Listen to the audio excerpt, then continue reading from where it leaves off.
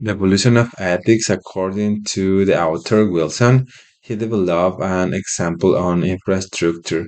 This analysis focused on psychological components of our ethics as a human beings. This infrastructure by itself does not constitute the ethics of the human beings, but this ethics, according to Wilson's, cannot function without an infrastructure that guides it.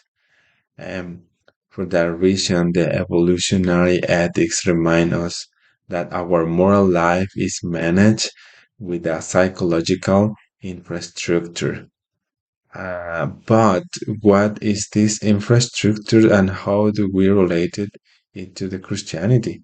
Ethical evolutions, genetic factors determine our moral infrastructure in use. The evolutionary ethics of this theory try to give an order and a meaning. And this is really important because we as a Christian, we have an order that God has given us. And maybe this is kind of relational with this theory of the evolutionary of ethics. Uh, God is a God of order. In First Corinthians chapter 14, verses 40, Paul is talking about that everything must be done in order.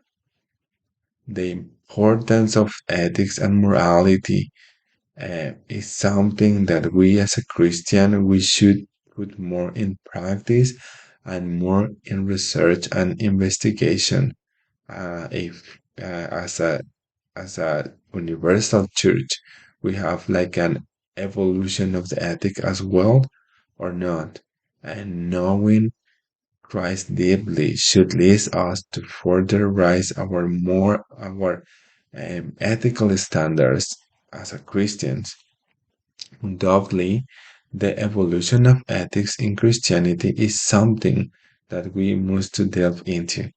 We could start from some kind of analysis like this article that evolutionary ethic is doing, but with a Christian perspective.